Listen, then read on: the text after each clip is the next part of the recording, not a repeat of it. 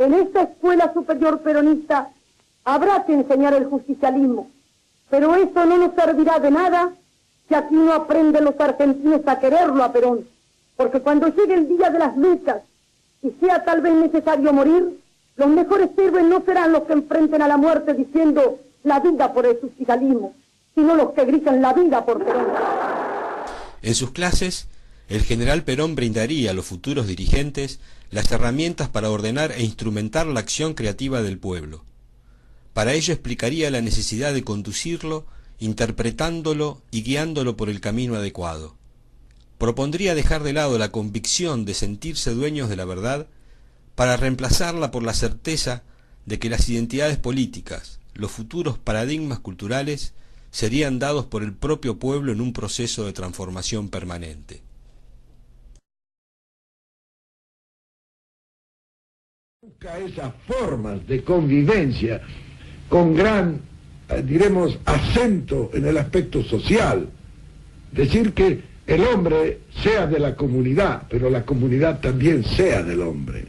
Es decir, para nosotros el gobierno justicialista es aquel que sirve al pueblo, que no sirve otro interés que el del pueblo, y hace lo que el pueblo quiere. Y dentro de esas formas, él va luchando por la grandeza de la comunidad en que vive. Congeniar lo individual con lo colectivo, este es el proceso revolucionario nuestro. Porque cada comunidad tiene sus propias idiosincrasias y sus propios valores intrínsecos que es necesario respetar. No son iguales dos comunidades. Son de características distintas en las que influye hasta la situación geográfica absoluta, la situación geográfica relativa, la raza, en fin, un sinnúmero de circunstancias que gravitan sobre la formación de esa comunidad. Es decir, no es cuestión de adoptar, sino en algunas circunstancias de adaptar y en otras de crear. Porque la suprema condición del arte de conducir a los pueblos es precisamente la creación.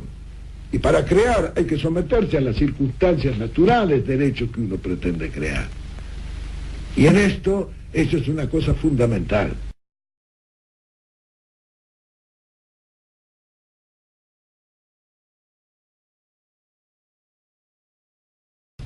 Las masas no valen ni por el número ni la capacidad de sus componentes. Vale por las clases de dirigentes que tienen a su frente. Indudablemente que de la clase de conductor que se tenga depende en gran medida el éxito a que debe aspirarse. Conducir es un arte, como la pintura o como la escultura, que tiene su técnica y tiene su teoría. Con la teoría y la técnica se puede hacer un buen cuadro como se puede hacer una buena escultura. Indudablemente que si se quiere una cena de Leonardo o una piedad de Miguel Ángel, sería necesario Leonardo y Miguel Ángel. Porque la teoría y la técnica es la parte inerte del arte, la parte vital es el artista. De manera que siendo la conducción un arte, es necesario preparar a un artista dándole la técnica y dándole la teoría.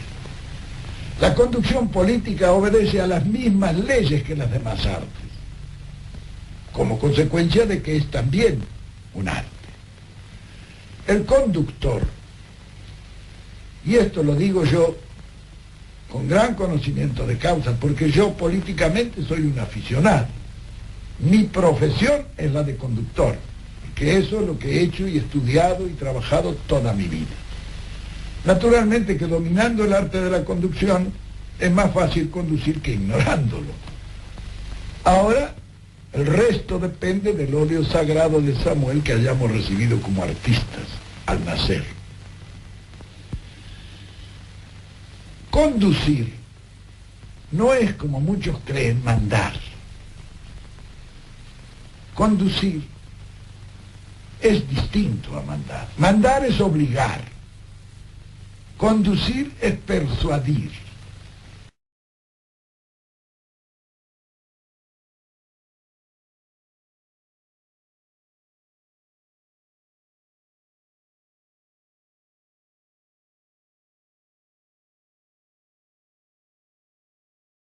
Y al hombre siempre es mejor persuadirle que obligarle. En la conducción política esta es una regla que no se puede romper en ningún caso.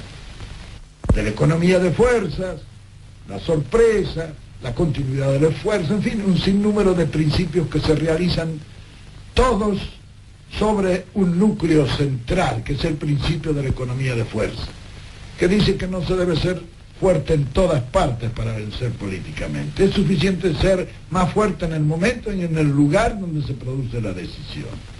Todos los demás principios obedecen a ese, diremos, principio nuclear.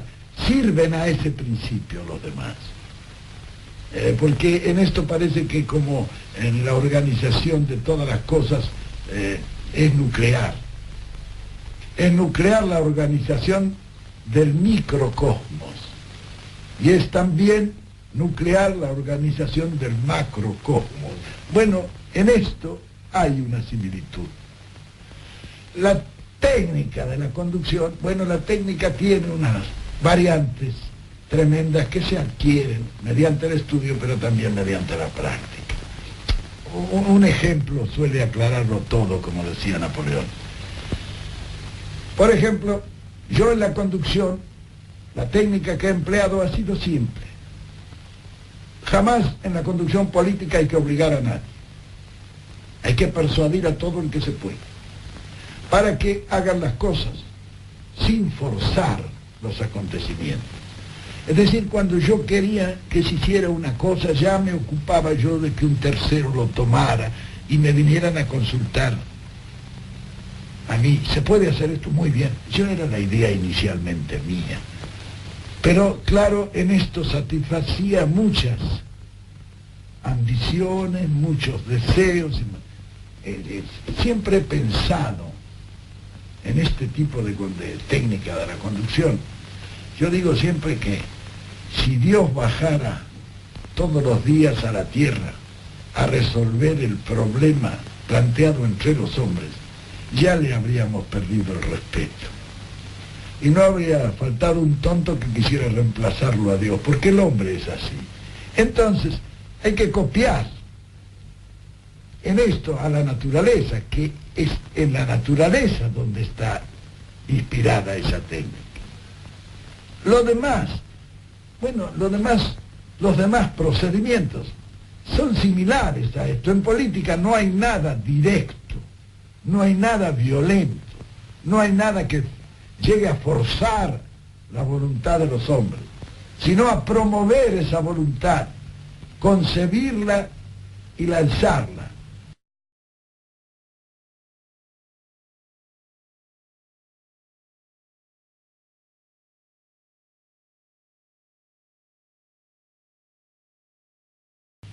El conductor político es un hombre que hace por reflejo lo que el pueblo quiere.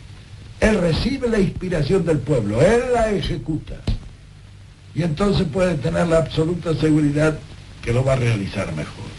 Porque los pueblos difícilmente se equivocan. Para conducir un pueblo, la primera condición es que uno haya salido del pueblo, que sienta y piense como el pueblo. Quien se dedica a la conducción debe ser profundamente humanista. El conductor siempre trabaja para los demás, jamás para él. Hay que vivir junto a la masa, sentir sus reacciones, y entonces recién se podrá unir lo teórico a lo real, lo ideal a lo empírico. Bien, la conducción política tiene un sinnúmero de características originales que llevan a comprenderla.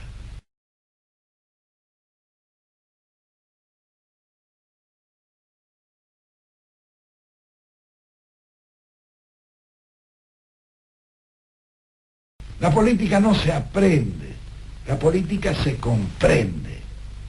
Y solamente comprendiéndola es como es posible realizarla racionalmente. Decía el mariscal de Sajonia que él tenía una mula que lo había acompañado en más de 10 campañas. Pero decía también, la pobre mula no sabe todavía nada de estrategia. Lo peor es que él pensaba que muchos de los generales que también lo habían acompañado sabían lo mismo que la mula. Con la política pasa más o menos lo mismo. Hay hombres que toda su vida han hecho la política, pero nunca la han comprendido. Y otros que sin haberla hecho, la han comprendido. El éxito será siempre para este que la haya comprendido, no para el otro que pretendió aprenderla. Porque la política es una sucesión de hechos concretos, en cada uno de los cuales las circunstancias varían diametralmente. Hay cosas que son semejantes, ¿sí?, que pueden dar inspiración, pero igual no hay nada. De manera que la experiencia está en comprender la política para ser más sabio en todas las ocasiones y no pretender aprenderla, porque sabemos que la sucesión de hechos concretos y diferentes no dan enseñanza para ninguna ejecución en el futuro. Es decir, la juventud debe saber que para poder conducir han de prepararse en esto. En esto, la conducción por amateur no suele ser proficua en éxitos. Es necesario dominar este arte. El que quiera ser dirigente y no domine el arte de la conducción, y bueno, no va a llegar nunca lejos. Por eso es difícil encontrar hombres que sean capaces en la conducción, porque esto no se aprende de otra manera que sometiéndose a una disciplina científica que dé los grandes conocimientos necesarios para abarcar el panorama. Abarcarlo al panorama, es decir, es ver el panorama con una sensibilidad que es indispensable y una imaginación sin la cual no vale nada ver las cosas. Entonces, con sensibilidad e imaginación, ver, base para apreciar, apreciar, base para resolver, y resolver, base para actuar. El deber de vencer es indispensable en la conducción. Aquel conductor que no sienta el deber de vencer difícilmente va a vencer en cualquier acción. El que quiere conducir con éxito tiene que exponerse. El que quiere éxitos mediocres, que no se exponga nunca. Y si no quiere cometer ningún error, lo mejor es que nunca haga nada.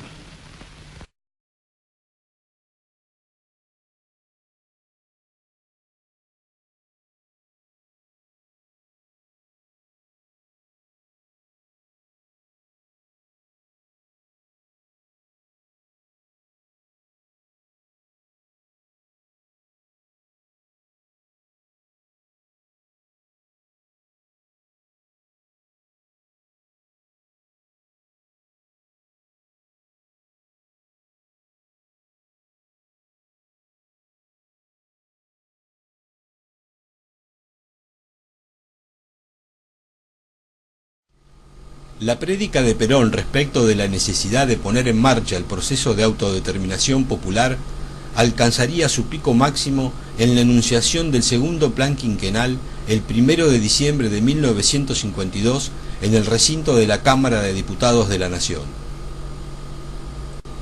Nosotros pensamos, explicaría Perón, que si el primer plan quinquenal fue, diremos así, el de la organización de la conciencia social, el segundo plan quinquenal ha de ser el de la consolidación de esa conciencia social en los hechos de la organización misma, alcanzando un alto grado o un grado mayor de eso, que es la solidaridad social. La solidaridad social es el sentimiento de aglutinación orgánica que necesitan todos los que forman la organización popular. El sentido de la solidaridad social que lleva a la solidaridad nacional, que es otro grado mayor, es lo que nosotros debemos desarrollar en este segundo plan quinquenal, en lo que se refiere a la conquista de la organización popular. Es necesario y urgente, insistiría Perón, que las organizaciones del pueblo, sociales, económicas, políticas y culturales, se desarrollen y consoliden en toda la nación, siguiendo en lo posible el sistema de nuestra organización política federal. El gobierno anhela que las organizaciones del pueblo actúen libremente, No les imponemos más que la condición legal de que concurran a afianzar en el orden interno y en el orden internacional la justicia social, la independencia económica y la soberanía política de nuestro pueblo. Resulta imprescindible, por lo tanto, que todas las organizaciones del pueblo conozcan y comprendan los principios fundamentales de la doctrina nacional. Ella les dará unidad de concepción para realizar sus fines con unidad de acción y les facilitará la convivencia solidaria con las demás organizaciones del pueblo. Las instituciones sociales, económicas, políticas y culturales de la nación no deben olvidar que ellas personifican al pueblo.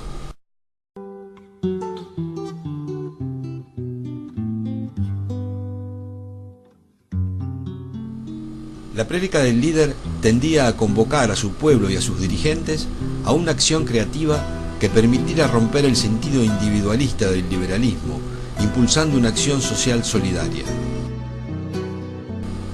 Las transformaciones sociales, culturales y económicas que el pueblo fuera proponiendo y desarrollando junto con el gobierno irían delineando la identidad cultural de la nación.